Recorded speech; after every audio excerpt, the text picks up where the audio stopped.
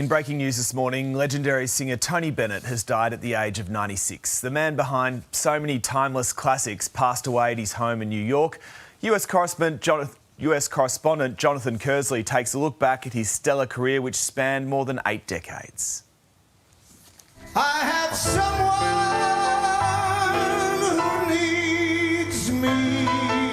When Tony Bennett sang, the world seemed a calmer place. Just the way you look tonight. The crooner with the golden voice that echoed across generations. Above the blue. Bennett was an idol of Lady Gaga's. She regarded herself as part of his family, but it was he who asked to sing with her. But I hope what I've given Tony is a moment for him to really bask in how many people's lives he's really changed. Born Anthony Dominic Benedetto in New York in 1926, Bennett was the son of a seamstress and a grocer, his father an Italian immigrant.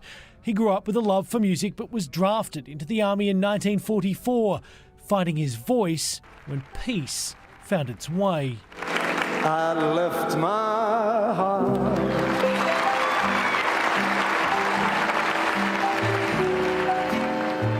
in San Francisco.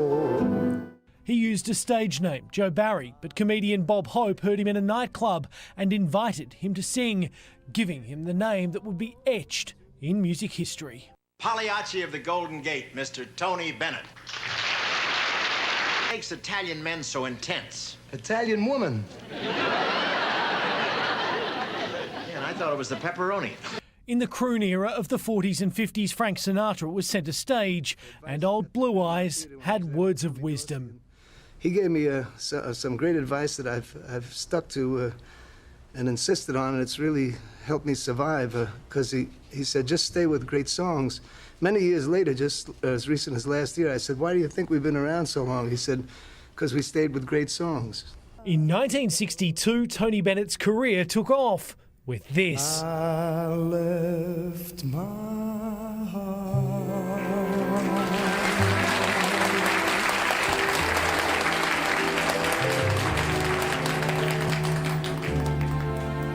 in San Francisco. It won him his first Grammy, but in the 70s, work dried up. He became addicted to drugs, overdosing on cocaine in a bath in 1979. For him, that was a wake-up call. The minute I stopped it, I felt relieved.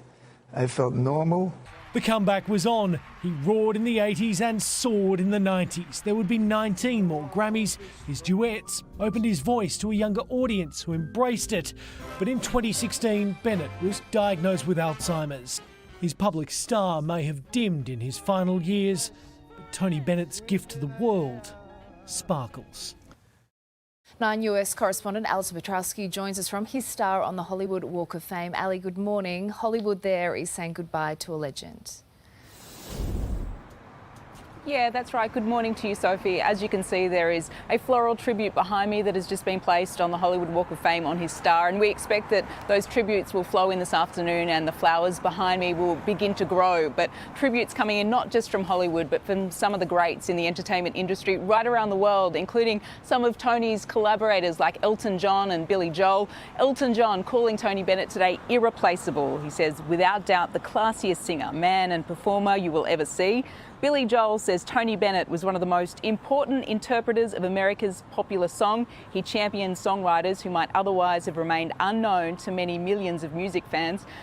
From the frontman of Kiss, Gene Simmons, he says, today we lost an icon of icons, kind, considerate, and as Sinatra was quoted as saying, the best singer of them all. Our own Keith Urban says, what a legacy of not only superb, timeless music, but a class act. And even the cast of Sesame Street this morning, Sophie, saying goodbye to the legendary crooner. Tony Bennett featured on a number of episodes in the 90s where he changed the song Fly Me to the Moon to Slimy to the Moon. So we're getting tributes from some of the greats of the industry and also Kermit the Frog today, just showing how diverse the reach was that Tony Bennett had as the world says goodbye to a man whose music has touched so many and his voice has echoed throughout generations.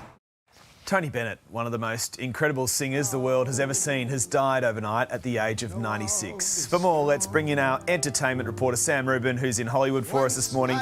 Sam, good morning. Look, it's sad news. Tony Bennett, though, we hear, was singing at his piano just days before he died. You know what? He sang for decades, entertained everyone the world over. We hear that remarkable music in the background. This statement from his family, which I think will warm people's hearts. Tony left us today, but he was still singing the other day at his piano, and his last song was Because of You, his first #1 hit. Tony, because of you, we have your songs in our hearts forever. I think that is very well said. This is a man who went through a variety of career ups and downs, and it was his son, Danny, his adult son, in the 70s.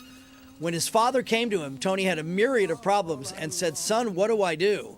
And one thing his son suggested, "Dad, do duets with younger artists so people, different audiences can see how talented you are." He took that advice. Katie Lang, Amy Winehouse, an MTV Unplugged special, which reignited his career. And then most recently, last 4 or 5 years, here comes his biggest fan ever, Lady Gaga. And Tony's career really just kept going. Yeah, that voice. They don't make them like Tony Bennett anymore, do they, Sam? And a few paying tribute around the world this morning, the likes of Sir Elton John, Billy Joel, just to name a few. What have they had to say? Well, you know what, Clint, we'll show you. I tell you what, to be so highly regarded by your peers and those younger than you really is a statement. Elton John, without a doubt, the classiest singer, man, and performer you'll ever see. And the piano man himself, the great Billy Joel. Tony Bennett was one of the most important interpreters of American popular song during the mid to late 20th century. He championed songwriters who might otherwise have remained unknown to many millions of music fans. To that end, I left my heart in San Francisco. Gene Simmons, this is great. Today we lost an icon of icons, kind, considerate, and as Frank Sinatra was quoted as saying, the best singer of them all. Rest in peace, Tony Bennett. So this career, Sam, started when he was a teenager. He was singing Waiter. This is lovely. How did he go on to become one of the world's biggest stars? I'll throw out a couple names for you, Clint, that I suspect you'll know. Pearl Bailey, a very popular entertainer here in America, saw him sing as a waiter. Pearl Bailey went to the club she was playing at and said, "That waiter needs to open for me." Somebody you certainly know, Bob Hope, went to the club to see Pearl Bailey. When Bob saw Tony, he named him. He said, "You know, your native Italian name is too long and complicated. Now you're Tony Bennett." And Bob Hope took him on the road and put him on the radio and ultimately put him on television. So this combination of Pearl Bailey and Bob Hope, two of America's biggest and best loved entertainers, gave Tony the launching pad. And then from the 1950s forward, he did it basically on his own with unbelievable recordings, fabulous performances.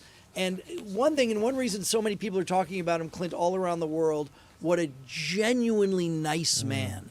Sometimes people with extraordinary talent can be sort of high and mighty. He was never like that. I met him a couple times over the years, and he was just you or me, but with this extraordinary talent. And Sam, that in itself is a wonderful legacy. 70 albums, a multitude of Grammys. He was a great man, and we remember him this morning. Thanks for your time, Sam Rubin. You bet.